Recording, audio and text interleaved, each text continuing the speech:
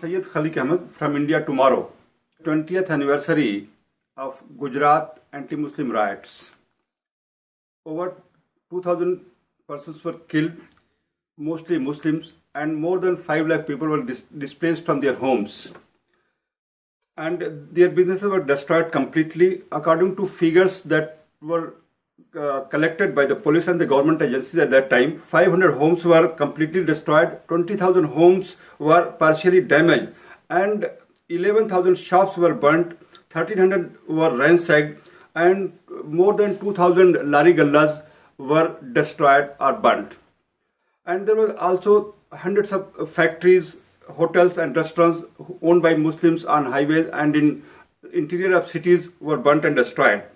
So while people are talking about what damages took place at that time, we will be here discussing about how the Muslims have recovered the economic losses that happened to them during 2002 riots. So it was a very gigantic task, very big task for any community to recover from such a big trauma. But however, Gujarati Muslims have bounced back and recovered from the losses that occurred to them at that time. And they also succeeded in getting punishment for some of the key accused, particularly the political accused involved in the violence, despite severe odds against them. It is, in fact, many people do not know how these Gujarati Muslims have achieved all these things. But the Gujarati Muslims, in fact, got Modi investigated and interrogated by a special investigation team for 9 hours at a stretch. And such a thing has never happened in any other state, where a sitting chief minister was interrogated by investigating agencies or police for his involvement or for involvement of the state in riots. So this is the success story, or the success story of the Muslims of Gujarat, offer hopes and courage in a hostile political atmosphere when the governments don't cooperate with the minorities in any country. So in fact, Gujarati Muslims' stories of success are example for any community to emulate, and how to achieve big dreams in an atmosphere of disappointment and hopelessness. So in this episode, we will discuss how they have bounced back and recovered economically despite odds against them. In fact, I talked to dozens of people in the last few days to know how Gujarati Muslims have recovered. And among them whom I talked include businessmen, social activists, and religious people also. One of the businessmen who runs optical shop in Vadodara, he told me that during 2002 riots, he lost 2 of his shops that he owned at that time. And he suffered losses around rupees 1 crore.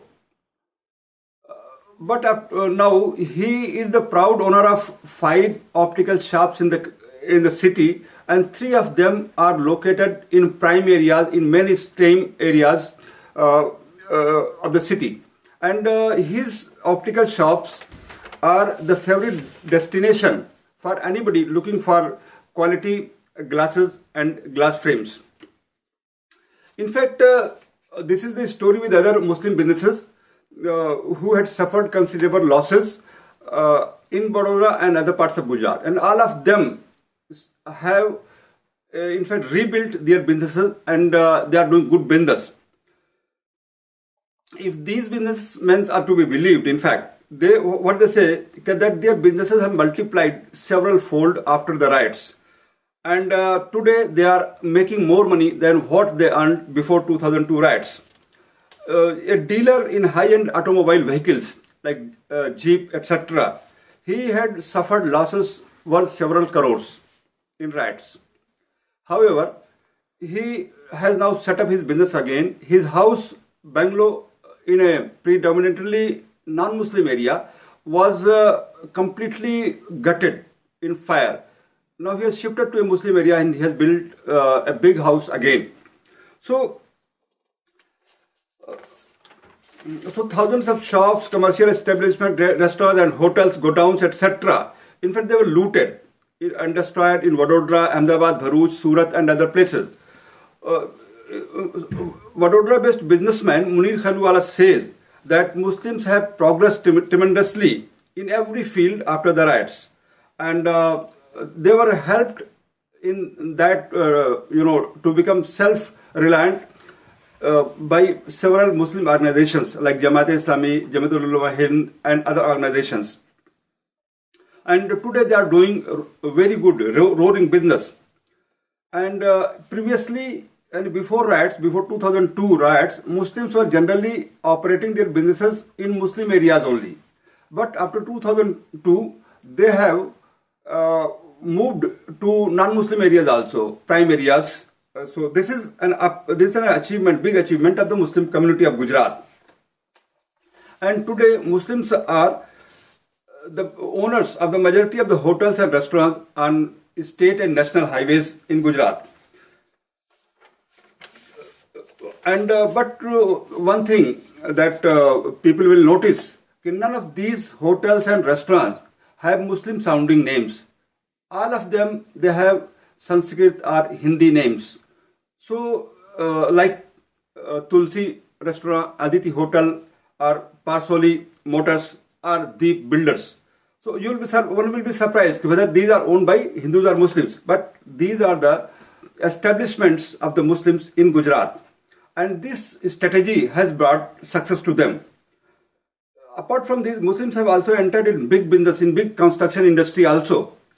And Muslims have built multi-storied buildings in Ahmedabad, Vadodara, Surat and other places. These buildings are having 400 to 1,000 flats with all modern facilities. They've also built huge bungalows adjoining the old Muslim areas. Because a large number of people migrated from Hindu-dominant areas to Muslim areas, and there was shortage of houses in Muslim areas, so they spread to the nearby areas where they built their bungalows and houses, good houses they have built. But the one negative aspect of this is the ghettoization of Muslims. But Muslims never wished for ghettoization, never wished to set up their own exclusive localities. They had to do it, they wanted to live in mixed localities. But they had to do it and they shifted to exclusive Muslim zones because of the state government failure to provide safety and security to their lives and properties in mixed areas. The riots have also changed the thinking of the Muslim clergy. Previously, Muslim clergy was not interested in setting up modern educational institutions or even facilities like hospitals and dispensaries. I don't know what was the reason behind that. But their thinking has got completely changed after 2002 riots. I talked to one religious leader, Mufti Ahmed Deolavi of Jammu Sir in Bharuch district. He runs a madrasa, a big madrasa known as Jamia Darul Quran. So he says that riots have generated reawakening among Muslims about setting up of schools and hospitals. So he says that Muslims felt helpless about the treatment of their patients during the riots and education of their children, particularly girls, because there was hardly any schools in Muslim areas, and Muslims felt insecure going to non-Muslim areas when there was a lot of tension even after several months of the riots. So they felt the need to establish schools and colleges, hospitals. So Mufti Deolavi, he says that he himself set up one multi-specialty hospital, a modern school and ITI institute in his madrasa campus, which is a very big area. Similarly, activist Zubair Memon of Vadodara, he says that Muslims have invested hundreds of crores of rupees in education and health sector in Gujarat after 2002 riots. He says this has helped increase enrollment of Muslims in schools and colleges, and this has also brought down the dropout rate among Muslims. So now the entire Muslim pocket, according to Zubair Memon, it has schools and hospitals everywhere from Surat in south to Mehsana in north and from Kutch in west to Modasa in the east. They are all dotted with schools, hospitals and dispensaries. Zubair Memon himself has set up a CBSE affiliated senior secondary school near Anand. And Anand is known for white revolution. जो हिंदुस्तान में सफेद क्रांति या दूध की क्रांति हिंदुस्तान को जो सेल्फ रिलायंट बनाया है वो अमूल आनंद में ही स्थित है.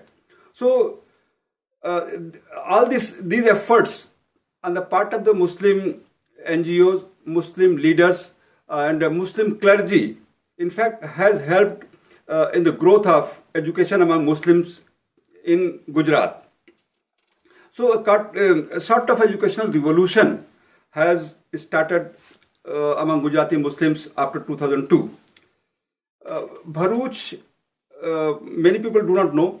This is home to wealthiest Gujarati Muslims, but it was not having any modern school even till 2002. But now the scene has changed. Large number of schools have been set up in Bharuch, outside Bharuch, and in rural areas of Bharuch. And a big educational complex has been founded by late Maulana Abdul Rahman Matadar. He was a senior functionary of the Jamaat-e-Islami Hind. He set up his schools and colleges in the district, particularly for girls. Likewise, Ahmed Patel, a Congress leader who died a year ago, he also set up 2 multi-specialty hospitals. One Dr. Nakadar settled in US. He set up a school, CBSE school up to standard 12 in his native village in Mehsana district. Similarly, Bilal Seth, he is a physician by profession, and his colleagues have set up educational complex in Himmatnagar on the borders with Rajasthan. I should mention here the role of the Islamic Relief Committee in particular. It also set up a school in Modasa near Gujarat border, and Islamic Relief Committee also built houses and repaired the mosques that were damaged and destroyed during the riots in interiors of Godhra, Ahmedabad, Vadodara and tribal pockets of Gujarat. In Ahmedabad, Islamic Relief Committee built the houses in Aroda Patia, one of the worst site of the massacre. It also rebuilt the houses of Muslims that were damaged in the riots. So that is that Islamic Relief Committee and the Muslim groups did not discriminate between Hindus and Muslim victims of the riots. They helped Hindu victims as well. In Vadodara, well-known activist and human rights defender, Professor J.S. Bandukwala, he set up Zidni Ilma Trust to promote education among Muslims after the riots because he felt that Muslims will not progress and cannot progress without modern education. So his trust, in fact, it provides scholarships to poor for medical, engineering and professional courses. This year, his trust has distributed a scholarship worth rupees 65 lakh to poor students. And so far, since 2002, they have distributed a scholarship among 5,000 candidates from poor group. And about 1,000 of them are medical students who have already completed MBBS and MD, MS degrees. There are about 1,500 engineering candidates who benefited from the scholarship of the trust. And among the donors to the trust are Nobel laureate Venki Ramakrishnan in US. He is a former student of Dr. Bandukwala. Similarly, Baroda Muslim Doctors Association also set up a diagnostic and X-ray center in Vadodara at a cost of rupees 5 crore to help the poor people for diagnosis and X-rays. An activist Mujahid Nafiz, who is based in Ahmedabad, he says the government has not, in fact, provided any educational or medical facilities in Muslim areas even after 2002. What he says, what the government has given to the Muslim areas are police stations. Juhapura, that is the biggest Muslim pocket in Ahmedabad and anywhere in Gujarat, has 2 police chowkis, 1 police station, 1 office of Assistant Commissioner of Police, and state and SOG office to interrogate hardened criminals. So what he says, that police centers that have been set up in Muslim areas, they create terror, awe and fear among Muslims.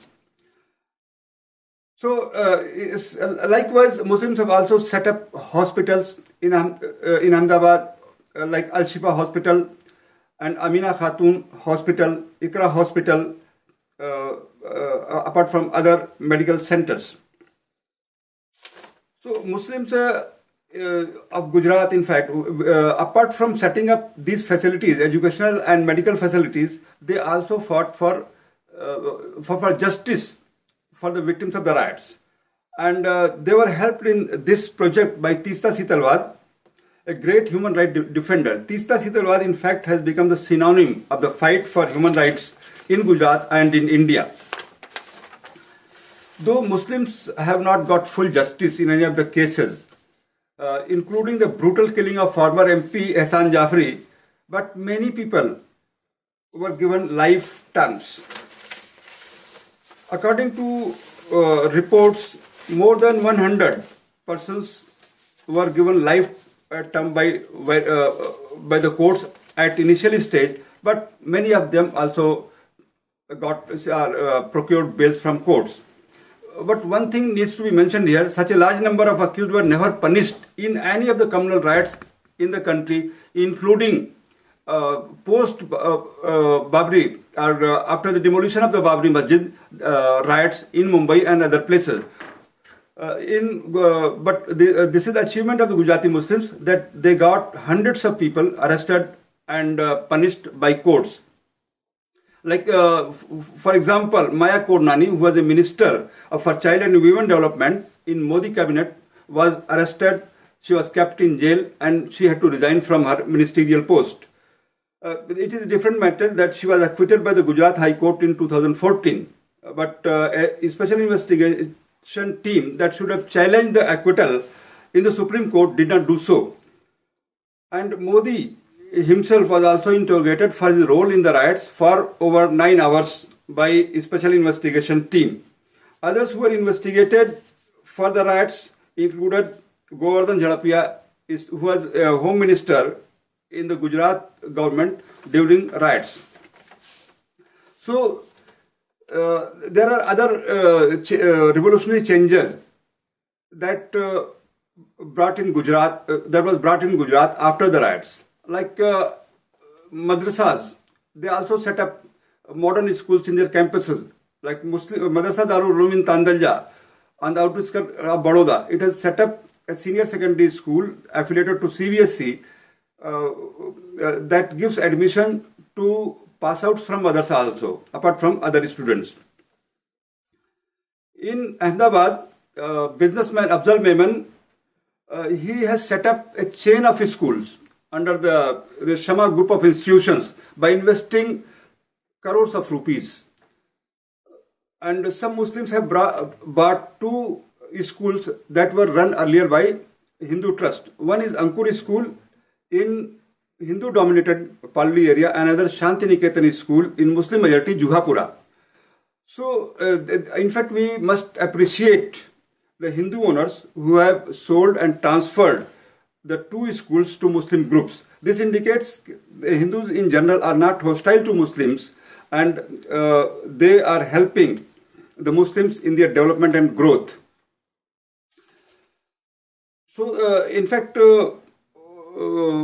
what the Gujarat Muslims have achieved in the last 20 years, even after such a widespread violence in which they suffered a lot, this should be emulated. This needs to be emulated by Muslim minorities in other parts of the country so that they can grow and progress. I'm Syed KHALIQUE Ahmed with my colleagues Masihuzzaman Ansari and Syed Ahmed Ali.